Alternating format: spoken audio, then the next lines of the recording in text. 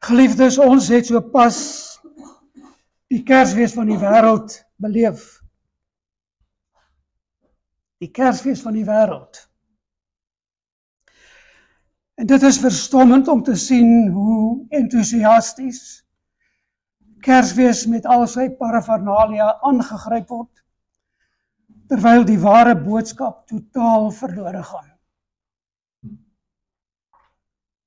En te midde van groot boosheid, geweld, onreg, groter as ooit in die geskiedenis van ons wêreld, vier die wêreld 'n fees waarvan die ware betekenis lynreg teenoor die heersende wêreldgees is.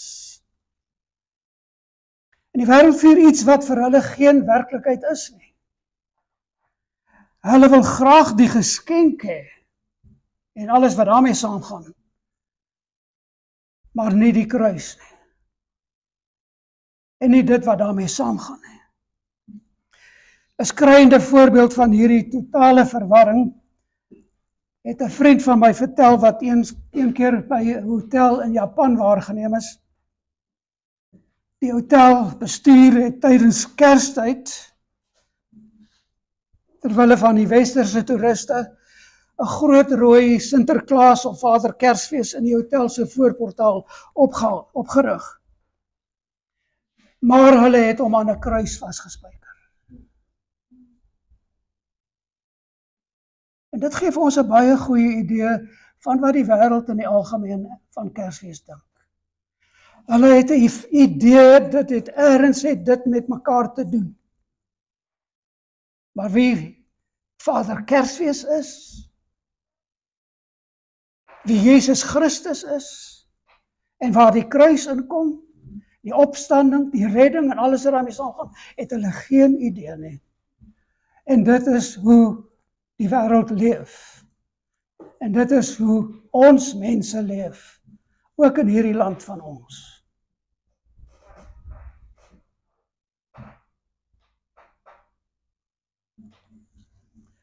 Die ironie van daardie pynlike voorstelling kan mens nooit eers werklik vir jou indink nie. Maar verstaan dit. Dit is waarskynlik in die meeste mense in die wêreld se gedagtes iets wat met Kersfees te doen het. Want dit ontbloot 'n wêreld wat die wêreldse simbool van Kerstyd tentoonstel, sonder om enigsins aan die Verlosser gedagtig te wees. Die Verlosser wie se koms ons gedenk. Maar kom ons gaan eerder na die goddelike openbaring van die ware boodskap van Kersfees. En ons lees Lukas 2 vanaf vers 8 tot 14. Lukas 2 vanaf vers 8 tot 14. En daar was herders in dieselfde landstreek, wat in die oop veld gebly en in die nag oor hulle skape wag gehou het. En meteens staan daar 'n engel van die Here by hulle. En die heerlikheid van die Here het rondom hulle geskyn, en groot vrees het hulle oorweldig. En die engel sê vir hulle, moenie vrees nie. Want kyk, ek bring vir julle 'n goeie tyding van groot blydskap, wat vir die hele volk sal wees. Dat vir julle vandag in die stad van Dawid gebore is, die saligmaker wat Christus, die Here is. En dit is vir julle die teken. Julle sal 'n kindjie vind wat in doeke toegedraai is, en wat in die krib lê. En skielik was daar saam met die engel 'n menigte van die hemelse leerskare, wat God prys en sê, eer aan God, in die hoogste hemele, en vrede op aarde, in die mense 'n welbehae. En daarmee saam lees ons dan ook Romeine 3 vanaf vers 21 tot 24, wat dan ook ons hooffokus is vandag. Romeine 3 vanaf vers 21, maar nou, is die geregtigheid van God geopenbaar sonder die wet, terwyl die wet en die profete daarvan getuig. Die geregtigheid naamlik van God deur die geloof in Christus Jesus vir almal en oor almal wat glo. Want daar is geen onderskeid nie, want almal het gesondig en dit ontbreek hulle aan die heerlikheid van God en hulle word deur sy genade sonder verdienste geregverdig deur die verlossing wat in Christus Jesus is. Geliefdes, in ons studie van Romeine tot dusver het ons gesien in die eerste 3 hoofstukke hoe Paulus elke mens, en ons dink ten tye van Paulus se bestaan 2000 jaar gelede, Jood en nie Jood, wat die hele wêreld ingesluit het. Maar hoe Paulus elke mens in die wêreld in 'n hoekie vasverf deur ons voor die heilige en almagtige God as redder te bring, as regter te bring. Daar staan die ganse mensdom voor God. God die regter, wat die regter gaan wees wanneer hy weer kom. En wat oor elkene wat ooit geleef het, nou leef en nog gaan leef, sal oordeel. Ons staan, die hele mensdom, staan voor die heilige regter. En die getuienis teen die mens is so verpletterend, dat die ganse mensdom sprakeloos voor God, die regter staan. En ons het gesien tot waar ons gekom het by Romeine 3 vers 20, die skuld is bewys. En die vonnis is in Romeine 3 vers 10 gefinaliseer. Daar is niemand geregverdig nie, selfs nie ene nie.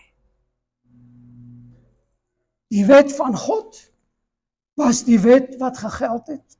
Die wet van God was die spieël wat die menslike skuld deur en deur bewys het. En elkene weet, en elke gelowige behoort op 'n dag daar te gewees het, waar hy weet, ons is skuldig.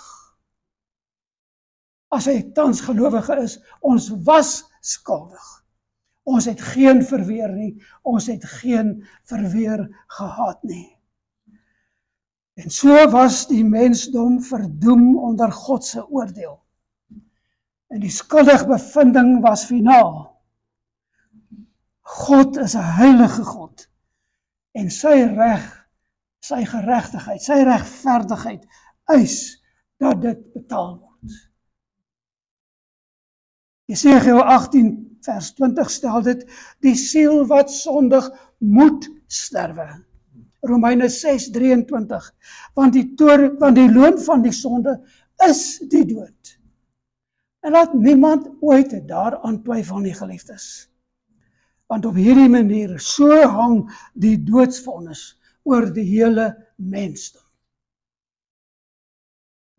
Maar in die onbegryplike, onbeskryflike groot genade van God, breek daar deur die nag van donker veroordeling, breek daar 'n helder ligstraal. En dit is daar die begin van Romeine 3 vers 21 wat ons daar lees, daar die eerste 2 woorde, maar nou. Maar nou.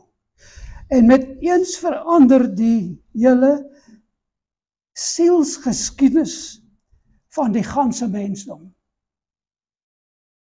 En dit is 'n reuse verandering, 'n reuse wending, 'n reuse deurbraak.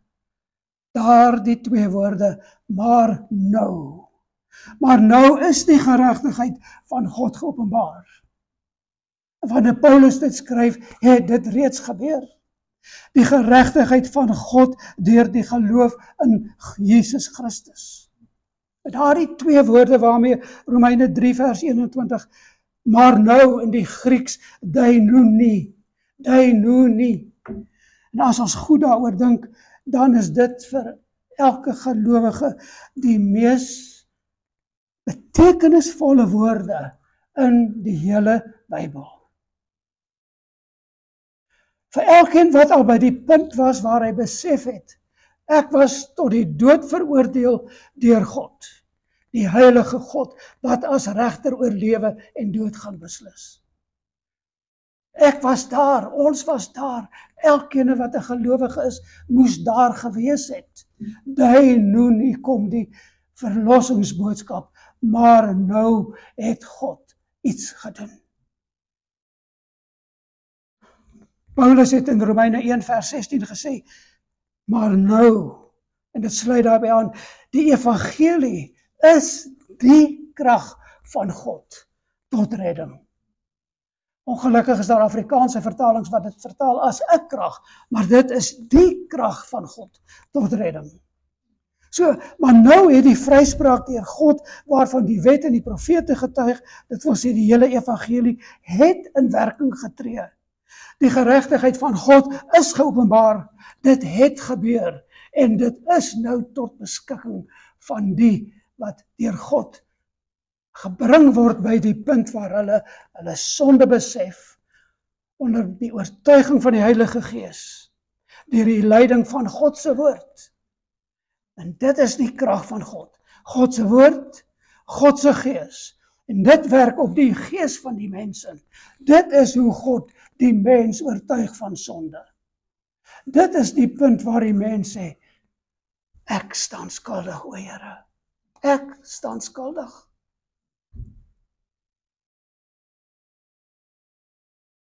En dit is waarvan die stal in Lukas 2 getuig. Daar het die maar nou in die geskiedenis vir eens en vir altyd gedraai, hy het dit verander, hy het dit heeltemal omvergewerp. God self oorbrug die kloof van ons sonde. God self doen dit. Christus Jesus by name word die brug tussen lewe en dood. Maar alleenlik vir die wat hulle geloof in hom stel. En met hierdie maar nou is die grootste dilemma van die mensdom, wat ons verlede keer gesien het, is die grootste dilemma van die mensdom deur God self opgelos. En dit is soos Hebreërs 1 vers 1 dit dan ook bevestig het, nadat God baie keer en op baie maniere in die ou tyd gespreek het, tot die vaders en deur die profete, het hy in hierdie laaste dae tot ons gespreek deur die seun. Daardie seun wat in Bethlehem stal in Lukas 2 beskryf word. Die Vader se woord, sy openbaring waarvan Hebreërs 1 vers 1 praat, kom deur sy seun. Die seun in die Bethlehem skrip, die maar nou van Romeine 3 vers 21. Wanneer ons dan na die evangelie van Johannes gaan, geliefdes, dan beskryf Johannes anders as die 3 synoptiese evangelies. Die synopties beteken uit dieselfde oogpunt, hulle begin deur die deur die geslagregister van Jesus te beskryf, uit die menslike oogpunt deur Maria. Maar nou, die Johannes evangelie gee Jesus se geestelike geslagsregister. En dit is hoekom hy nie saam met die synoptiese geklassifiseer word nie. Kom ons gaan na die evangelie van Johannes hoofstuk 1. Johannes 1 vers 1, hier is Christus Jesus se geestelike geslagsregister. In die begin was die woord, en die woord was by God, en die woord was God. Hy was in die begin by God. Daar is dit, daar is sy geslagsregister. Alle dinge het deur hom ontstaan, en sonder hom het nie een ding ontstaan wat ontstaan het nie. In hom was lewe, en die lewe was die lig van die mense, en die lig skyn in die duisternis, en die duisternis het dit nie oorweldig nie. Die duisternis van die sonde, dis waarna hy hier verwys. Nou weeg ons aan na vers 14, Johannes 1 vers 14. Hier word die ondenkbare van Bethlehem beskryf. En die woord het vlees geword en onder ons kom woon. En ons het sy heerlikheid aanskou. 'n Heerlikheid soos van die eniggebore seun van die Vader, vol van genade en waarheid. Hierdie is so 'n genadige openbaring vir elke gelowige, geliefdes. God word mens. God word mens.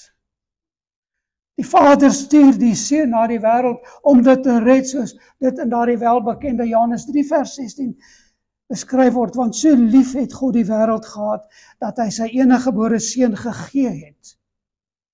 Gegee, dit was sy wil, sodat elkeen wat in hom glo, nie verlore mag gaan nie, maar die ewige lewe kan hê. Vers 17, want God het sy Seun in die wêreld gestuur, nie om die wêreld te veroordeel nie, maar dat die wêreld deur hom gered kan word. Dan as ons nou aanbeweeg weer na Romeine 3 vers 21, daar is dit dan hoe die twee by mekaar inskakel, maar nou is die geregtigheid van God geopenbaar. Dit is presies waarvan Johannes, die hele Johannes evangelie getuig. En wanneer ons dan al die tekste by mekaar bring, geliefdes, dan kry ons die voller prentjie van Jesus, wat God se woord, God se openbaring van geregtigheid, hy wat gekom het om dit te wees en om die verlossingsboodskap van genade en van liefde 'n werklikheid te maak. 'n werklikheid te maak. En dan onthou ons dit. Dit is juis dan die vervulling van Genesis 3 vers 15. Daar waar God beloof het dat hy die kopverbryselaar sal stuur. Dit is waaroor dit gaan. God was getrou aan sy woord. En hy het dit gedoen. En hy het dit in Bethlehem se stal gedoen. Jesus Christus is daar die kopverbryselaar.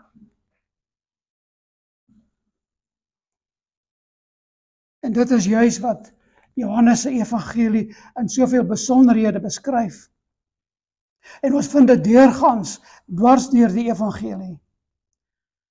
Ek verwys na die ek is openbarings van Jesus. Die I am sayings of Christ. Die ek is openbarings. Want dit is ook in lyn dan met God se selfopenbaring. En as ons nou luister na die debatte van die dag en hoe ander gelowe sê maar Jesus het nooit geroem om God self te wees nie. Ergens het hulle 'n ander Bybel gelees, geliefdes. Want hier sien ons hoe Jesus deur sy ek is openbarings met God self identifiseer. God wat daar in Exodus 3 vers 14 aan Moses gesê het, ek is wat ek is. Dit was God se ek is openbaring. Hy het gevra, wat is u naam? Wat sal ek vir hulle sê? Wie is dit? Toe sê Jesus, ek is wat ek is. En hier kom Jesus en hy doen presies dieselfde. Hy sê, ek is. En dan volg hierdie selfopenbarings. Hoe hy God is, maar in soveel genadige gestaltes, om self manifesteer vir die een wat syne is. Vir die ene wat syne is. So hierdie naam beteken die ek is gedeelte, wat ek terug gaan net na Exodus 3 vers 14, beteken God is bloot God. En ek sê dit op geen manier van afbreking nie. God is bloot God. En as God is hy ewig, sonder 'n begin of einde. Hy's altyd daar onveranderlik in die verlede, hede en die toekoms. Hy's ook die bron van alles. Hy's selfgenoegsaam. Hy het niks van enige iemand of enige iets nodig nie. Hy kan homself manifesteer as dit wat nodig is, soos hy dit dan wel ook gedoen het. En soos wat hy homself ook daar by die krib van Bethlehem gemanifesteer het. Hy die nood van die mens het hy besef. En God stuur sy seun en hy word daar mens, sodat ons grootste dilemma opgelos kan word. En hierdie selfopenbarings van Jesus, wat hy met die ek is van God kombineer, sê dan vir ons presies, hoekom Jesus in sy tyd, deur sy eie mense, die Jode, vervolg is, omdat hulle hom nie wou erken nie. Maar tog het hulle by verskeie kere, wou hulle hom stenig, omdat hy gesê het, deur wat hy gesê het hy is, het hy homself as God geïdentifiseer. Maar nogtans wou hulle dit nie weet nie. Al het hulle dit gesien, hulle het hom aanskou, maar hulle het dit nie aanvaar nie. Kom ons kyk na van daardie ek is openbarings. Johannes 6 vers 35. Ek vat dit maar kronologies uit Johannes. Ek is die brood van die lewe. Ek is die brood van die lewe. Wie na my toe kom sal nooit honger kry nie, en wie in my glo sal nooit dors kry nie. In die eerste plek is dit in geestelike sin. Want daar waar die mens besef het die groot nood wat hy het, dat hy 'n redder nodig het, want uit hierdie gemors voor God kan hy homself op geen manier red nie, hy kan homself nie oplig nie. Hy staan totaal weerloos voor God, sprakeloos voor God, want hy het nie eers iets om aan te bied as verdediging nie. Maar hier sê Jesus, as jy myne is ek vir jou die brood van die ewige lewe, dit wat jou siel voed, en wat vir jou die siele voedsel gee, om op te teer waardeur jy kan groei, tot 'n volwasse Christen in die ware sin van die woord. Die brood van die lewe, die water van die lewe, nooit honger en nooit dors nie. Is ons daar, geliefdes, is julle daar, dat julle werklik so gevoed en julle dors so geles word? Ek vertrou dat niemand selfgenoegsaam is om te sê, ten volle ja te sê nie. Want hier op aarde is die onvolmaaktheid, die volmaakte wag nog vir ons. Johannes 8 vers 12, ek is die lig van die wêreld. Wie my volg sal nooit in die duisternis wandel nie, maar sal die lig van die lewe hê. Wat is die lig van die lewe? Dit is die lig om te wandel, te lewe, volgens God se woord, volgens elkeen van daardie besondere beskrywings wat dwars deur die evangelies, maar ook in die sendbriewe kom, van hoe ons as gelowiges moet lewe. En as ons as gemeente nou net dink aan daardie lys wat van die one another's, hoe ons teenoor mekaar moet lewe, dan sal ons daagliks op ons knieë neerval en sê, God vergewe ons, want ons is nie wat ons moet wees nie. Ons kom nie daarby nie. En dit is so maklik om aanstoot te gee, so maklik om kwaad te word, so maklik om maar net die verkeerde keuse te maak. Dit is so maklik om my wil te laat geskied. Dit is so maklik om u totaal te ignoreer wanneer dit my pas. Die lig van die wêreld wat vir ons wys, die woord belig en sê, so moet julle lewe. Dit is waaroor dit gaan. Dit is waarvoor Jesus gekom het. Die lig van die lewe. Die duisternis is verby. Mag ons nooit omdraai terug na die duisternis nie. Johannes 10 vers 9, ek is die deur, as iemand deur my ingaan, sal hy gered word.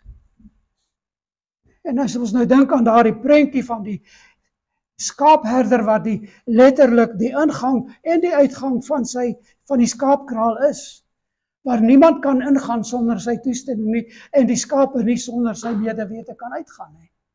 Hy is die deur. Hy is die ene wat ons binne hou en binne wil hou. Maar dan kry ons soms daardie weerstrewige skaap, as ek dit so kan noem, wat dan ook maar soms oor die muur spring, of agter die herder verby glip. En dan kry ons daardie wrange prentjie van die herder wat hom moet gaan soek. En as dit by meer as een geleentheid gebeur, maar die skaap se been in genade breek, sodat hy vir 'n lang ruk, ten minste 3 weke, deur die herder gedra moet word. Dat God dit doen is die grootste genade. En laat ons nooit ooit bid, Here, hou dit van ons weg nie. Here, breek ons bene as dit nodig is, sodat ons kan terugkom waar ons moet wees. Maar ons wil net die voorspoed hê. Net die voorspoed. Nie daarin nie, Here, nee, hou dit weg. U is mos 'n goeie God, 'n genadige God, 'n liefdevolle God. Ja, die Here doen dit juis omdat hy ons so liefhet.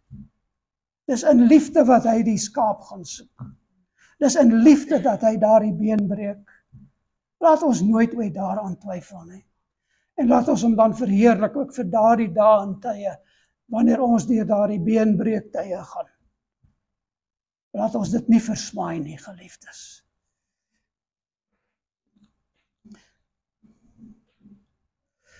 Johannes 10 vers 11 wat baie nou daarby aansluit, ek is die goeie herder. Die goeie herder lê sy lewe af vir die skape, en dit is wat Jesus gedoen het. Hy kan ons gaan soek, en hy kan ons bene breek. Hy kan vir ons toelaat of voorskryf, volgens sy wil, omdat hy sy lewe geoffer het. Hy het betaal daarvoor. Johannes 11:25, ek is die opstanding en die lewe. Wie in my glo sal lewe, al sterwe hy ook. Laat ons nie hier aan twyfel nie, want hier gaan dit oor die ewigheidsversekering wat elke gelowige moet hê.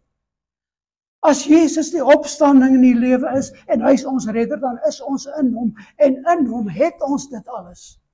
En al is dit nie nou hier op aarde volkome nie, dit kom, die groot verwagting gaan realiseer, werklikheid word, daardie dag van sy wederkoms, waar die gelowiges na die bymatroon gaan, en die ongelowiges voor die groot regterstoel gaan verskyn. Daardie dag wanneer die verskil duidelik gewys word.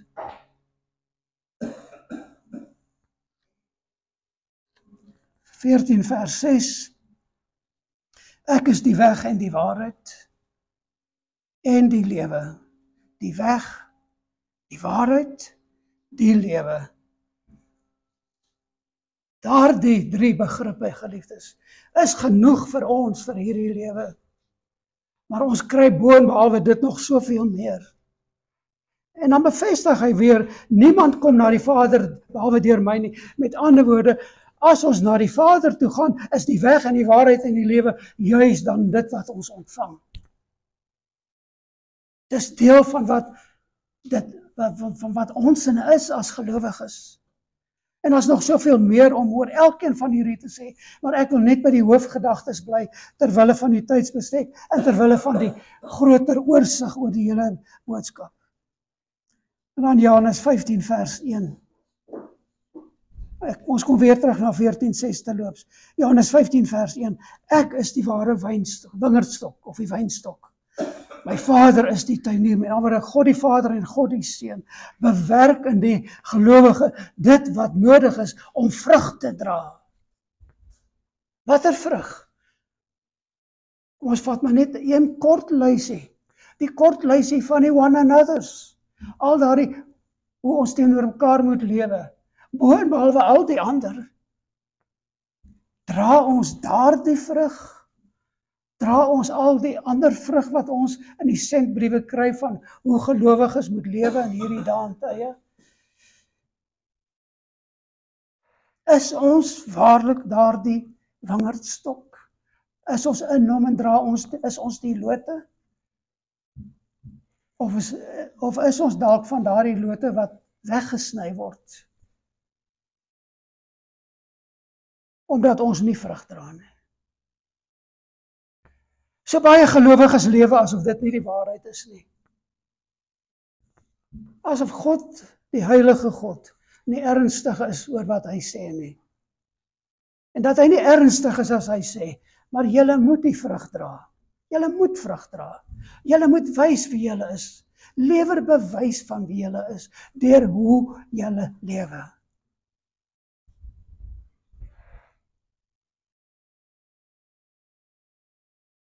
Want die waarskuwing is daar. Daar is wingerdlote wat gesnoei gaan word. Selfs gelowiges, as gelowige nie as 'n gelowige lewe nie, dan sal die Here in sy groot genade hom of haar dan ook verwyder. En ons moet dit ook sien as genade. Dat hy daardeur voorkom dat ons aanhou sondig deur nie te doen wat ons moet doen nie. Want dit is 'n sonde om nie te wees wat ons moet wees nie, om nie te doen wat ons moet doen nie, om nie die gesindheid te hê wat ons moet hê nie. Dis 'n sonde. So dit is nie net doen nie, maar is ook wat ons nie doen nie. En God kyk na die geheel. So hierdie 7 selfopenbarings vorm dan ook saam, individueel maar ook saam, die identiteit van Christus. Dis maar 'n deel van sy identiteit. Maar dit is die selfidentifikasie van Christus, wat hy vir ons is. En daarom is dit, wanneer ons in hom is hy vir ons alles. Meer as wat ons in hierdie wêreld uit kan begeer. En ek wil weer net vinnig herhaal, die brood, hy voed en versadig ons diepste honger. Die lig, hy verdryf die duisternis. Die duisternis van die sonde, hy gee vir ons koers. Die deur, hy bied die enigste veilige toegang tot redding en heiligmaking. Die goeie redder, hy beskerm ons en hy het sy lewe vir ons afgelê. Die opstanding, hy vernietig die mag van die graf, van die dood, die weg, die waarheid en die lewe. En ek wil weer net bietjie meer by hulle stel vir 'n oombliekie. Die enigste toegang, die weg, die waarheid, die finale antwoord op die mense soeke na sin in hierdie lewe. Hy is die finale antwoord. En ons kry dit by hom en in sy woord en in sy openbaring. Sy gegewe openbaring, soos wat hy dit gegee het deur Jesus. En soos Jesus dit deur sy apostels gegee het vir die kerk. Dit is gegee, dit is voltooi. Laat ons maar net dit doen, volgens dit lewe. En nie nog wag vir nuwe openbarings nie, want ons kan nie eers die ou openbarings doen nie.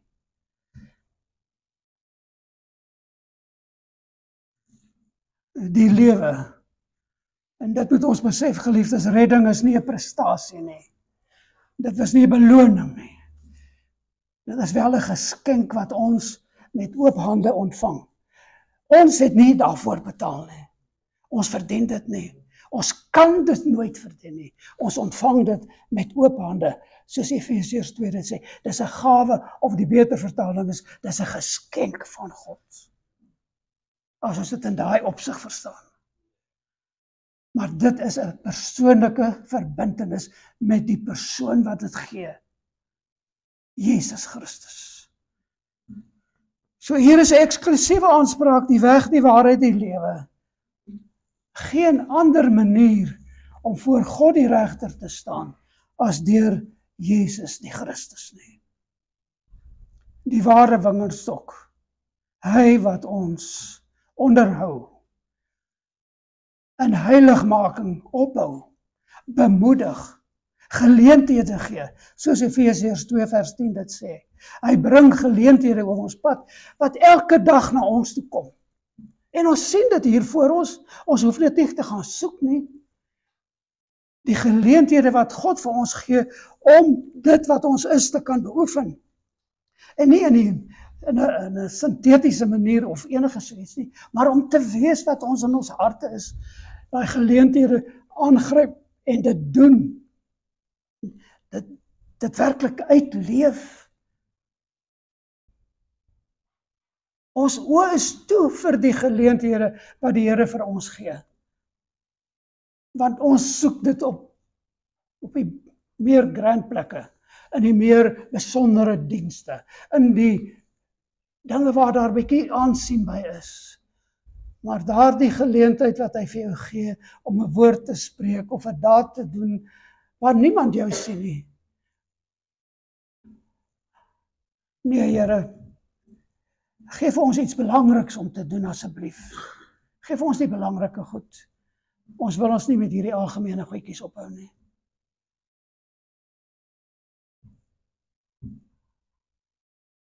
Here, geef ons daardie Efesiërs 2 vers 10 geleenthede, dit wat hy oor ons pad bring, sodat ons in heiligmaking kan volhard. In heiligmaking kan volhard.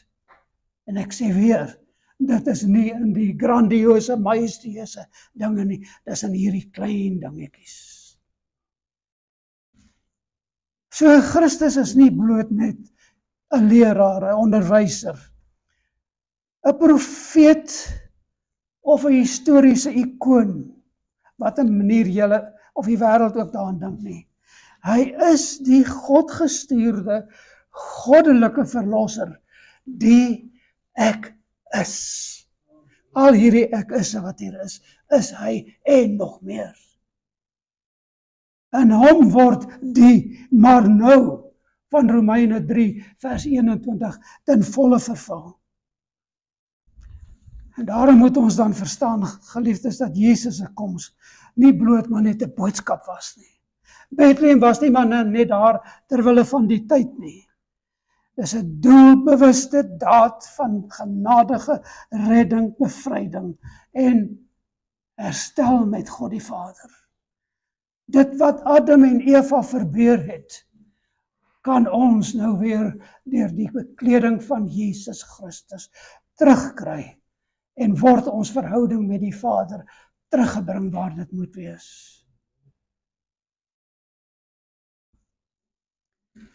En Jesus, die Logos, se boodskap en sy daad was om ons te verlos, om sy lewe te gee sodat ons deur imputasie sy geregtigheid kan kry.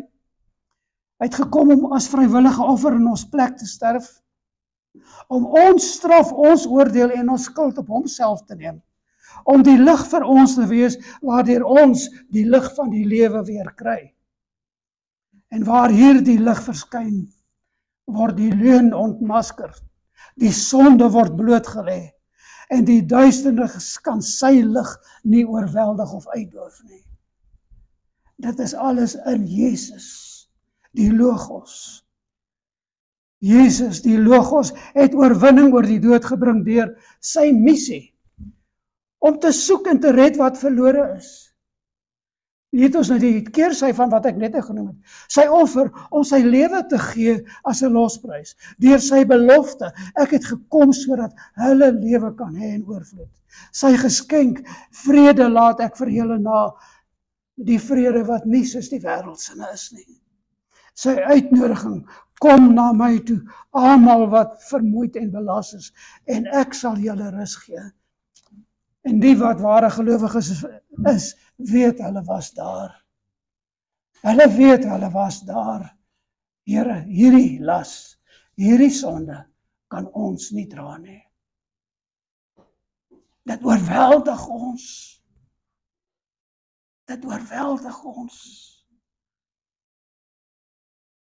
Maar hy neem dit op.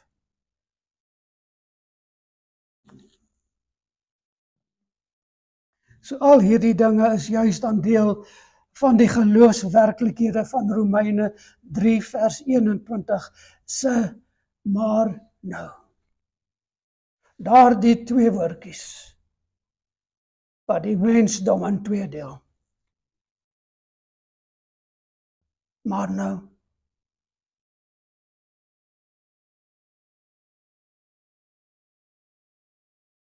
Jesus is die een wat ons dra deur die wedergeboorte, want ons is nuut gemaak deur die lewende en die blywende woord van God. Daardie lewegewende woord. Deur sy onderhouding. Hy is die ene wat ons geloof begin, die kiem daarvan gee, dit wat moet ontkiem. Dit dra, voltooi, versterk, ook in heiligmaking, ook in daardie oomblikke wat ons self swak is, dan is hy daar. Hy onderhou ons. Hy is ons sekuriteit. Ons hoëpriester wat onophoudelik vir ons intree by die Vader. Te midde van hier waar ons is, en vir ons vrede gee in 'n onrustige wêreld. En dan is ons ook onder sy heerskappy, hy wat die koning is oor ons harte, koning oor ons tyd, koning oor ewigheid, koning oor ons bestaan. Hy is die ene wat ons dien. Hy is ons koning.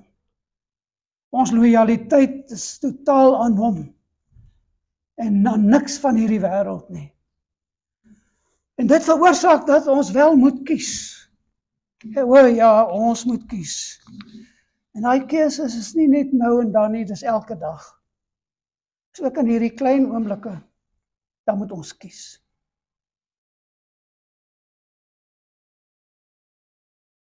Ons wil graag hê dit moet net die groot oomblikke wees, want ons is reg daarvoor. Ons is reg, ons is sterk, ons ken die woord en die Heilige Gees gaan ons bemoedig, die woord lei vir ons. Maar hier in hierdie klein oomblikkies, miskien onbewaakte, ek weet nie of dit reg is nie, maar in hierdie klein oomblikkies waar ons wel met die keuses te doen kry, dit wat werklik verskil maak in die lewe van ons eie lewens en die lewens rondom ons, die mense met wie ons te doen kry, dit is die oomblikke wat God in heiligmaking in ons moet werk. En wil werk. En waarvoor hy ons die Heilige Gees gee en sy heilige woord.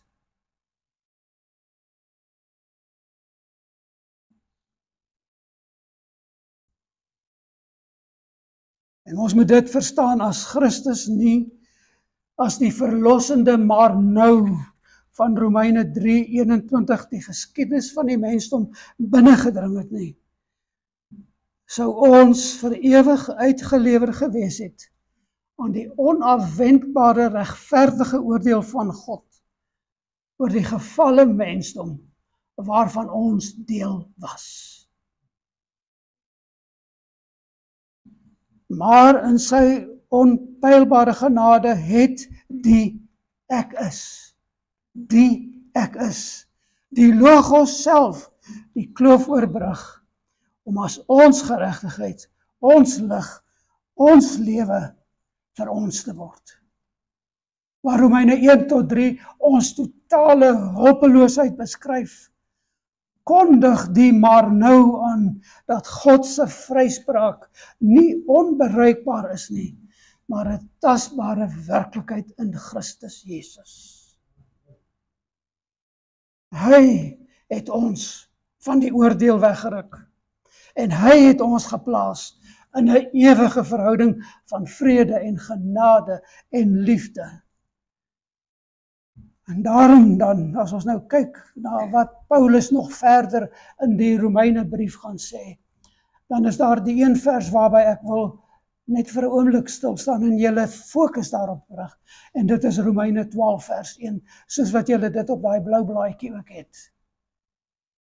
Ek vermaan julle dan, broeders, by die ontferminge van God, dat julle liggame stel as 'n lewende, heilige en aan God welgevallige offer.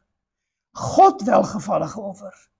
Dit, sê Paulus, is julle redelike, julle logiese, en in 'n groot sin julle onafwendbare godsdiens. Dit behoort julle reaksie, julle respons te wees op die redding wat julle in Christus ontvang het.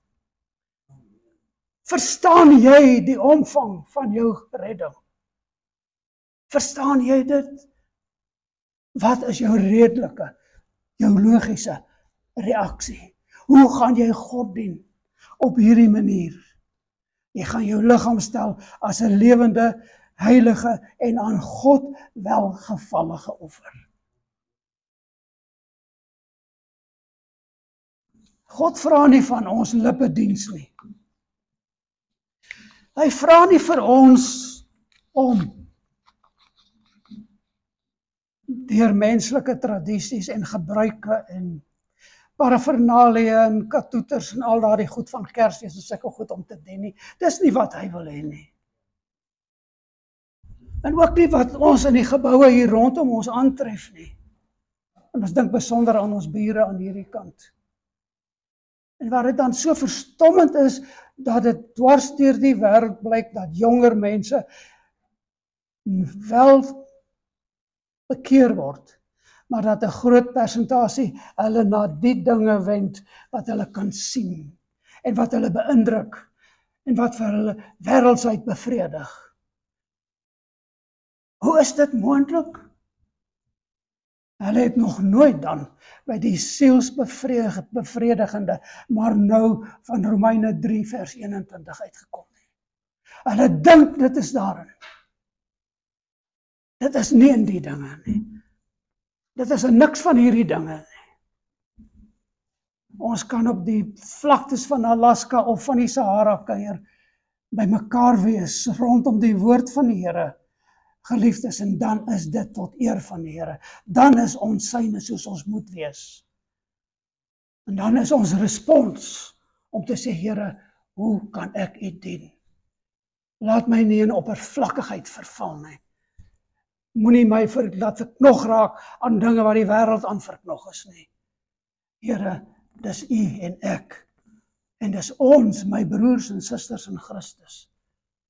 En ek neem hulle in ag wanneer ek U dien, en ek wil U ook dien, juis soos U dan ook in die woord sê, in besonder my broers en susters in Christus, die huishouding van God. Hoe dien ons hulle, hoe dien ons mekaar?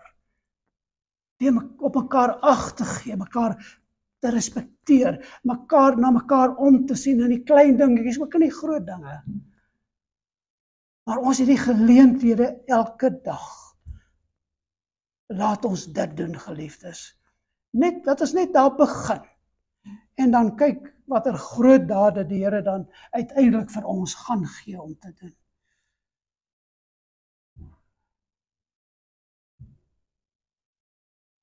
God vra 'n totale oorgawe van ons hele menswees.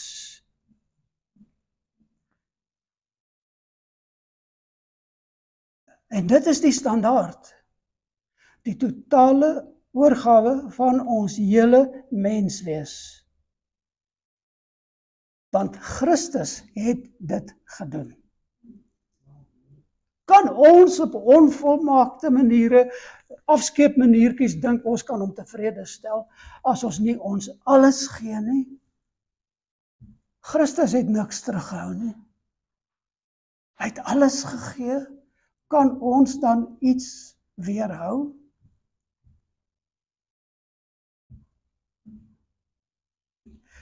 Mag ons antwoord altyd wees dat ons, soos Romeine 12 vers 1 dit stel, dat ons 'n lewende, heilige en aan hom welgevallige offer vir hom sal wees, en dat ons so sal lewe. Amen. Hemelse Vader, vandag kom staan ons voor U met harte wat dalk 'n bietjie stiller is as aan die begin. Dankie vir die kosbare troos dat ons nooit, selfs nie eens vir 'n oomblik, alleen hoef te stap op hierdie nou pad nie. Here, ons is geneig om hom wyd te wil hê. Ons wil hom so wyd as moontlik hê, sodat ons al ons eskapades daar kan uitvoer. Maar Here, vergewe ons. Laat ons teruggaan na die nou pad. Daardie nou pad waar ons ook ons kruis moet dra. Die nou pad en die kruis. Laat ons nie 'n maklike pad soek nie, Here. Laat ons verstaan, wat is die offer wat van ons gevra word. Here Jesus, dit wat U self vir ons as voorbeeld gedoen het. En dan vandag, Here, in die skemer van die ou jare wat nou agter ons vervaag, weet ons een ding, ons vind ons rus, ons vind ons voortgang En ons vind ons toekoms by U alleen. Niks anders nie, Here. Niks anders nie. En ons dank U dat U vir ons soveel meer is as net 'n naam.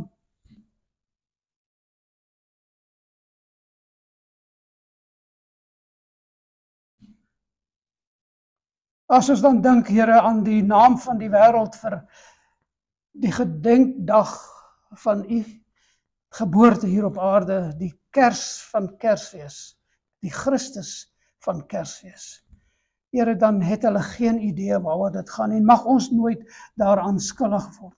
Maar laat ons altyd onthou dat U die lewende woord is, wat in ons hart kom woon het, wat vir ons die lewende woord is, waarop ons daagliks voed, waar dit die bron waaruit ons daagliks drink. En wanneer ons honger is, Here, is U vir ons die brood. En wanneer die pad donker lyk, is U vir ons die lig. As ons moeg of verdwaal word, Here, is U die goeie herder wat ons terugbring. Op watter manier ook al. En laat ons rus vind, Here, deur hoe U ons pad beskryf, hoe U ons pad bepaal het deur U toelatende en voorskriftelike wil. En dat ons sal berus by watter een van die twee dit ook al daardie dag of daardie oomblik is. En terwyl ons op die drempel van hierdie nuwe onbekende jaar staan. En Here, as ons daarna kyk, dan is daar in 'n sekere sin 'n beklemming in ons harte. Want ons besef in hierdie wêreld gaan daar net groter en meer onrus en onvrede wees. Maar Here, ons hoef nie vervaar te wees nie, want U is ons herder. In die volle betekenis van Psalm 23, Here, is U ons herder, waarvoor ons U dank en loof.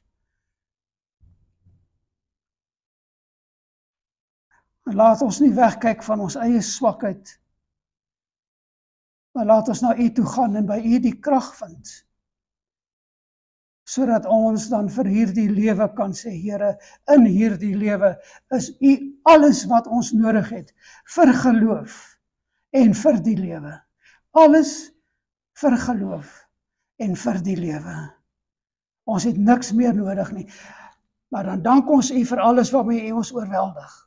Ons het so baie dinge, Here.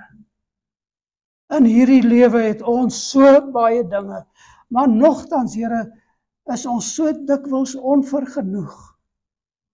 En wil ons meer hê, meer. Hierdie hele Kersfees was daaraan inhoudend van meer en meer. Here, as dit in ons harte was, vergewe ook vir ons asseblief. Maar ons moet bely, Vader, dat ons so dikwels juis teen die gees van dat U vir ons genoegsaam is handel. Dat U alles vir ons is in die geloof en die lewe, dat ons daarteen handel. Ons pleit vergifnis daarvoor, Vader. Ons pleit vergifnis. En nie net vir hierdie dae nie, maar vir die lewe in die algemeen waar ons pad ons tot hier gebring het. En daarom kan ons nie anders nie as om nou, Here, in enkele oomblikke net stil te word voor U en by U om vergifnis te pleit vir hoe agterloosig ons met U waarheid gehandel het.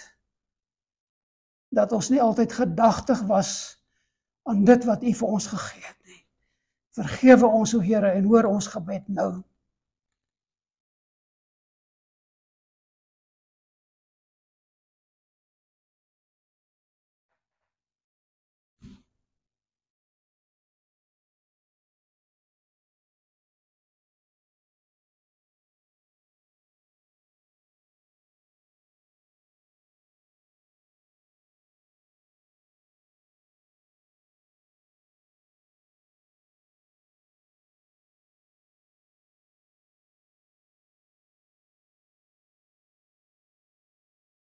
U woord, Here, gee vir ons die bevestiging, dat as ons sondes bely, dat U getrou en regverdig is om ons sondes te vergewe.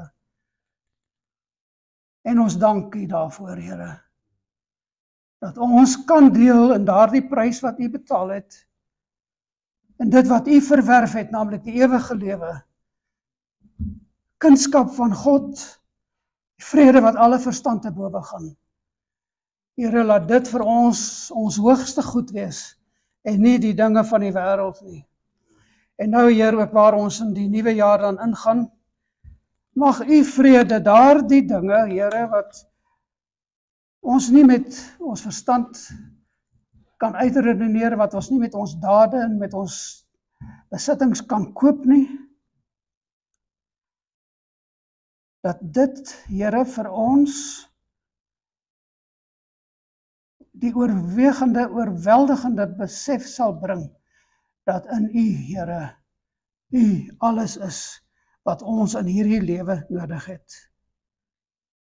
Bewaar ons in hierdie dae, Here, bewaar ons, ja, U het vir ons die voorreg gegee van gebed, en ons kan intree met ons hartsgebede. Maar mag dit wees, om U wil ook hier op aarde te laat geskied, soos wat dit in die hemel is. Ons vra genade, Vader, vir nou en elke oomblik vorentoe, ook wanneer ons volgens die menslike berekeninge die nuwe jaar ingaan. Hou U ons vas, Here, hou ons styf vas. In Jesus se naam kan ons dit vra. Amen.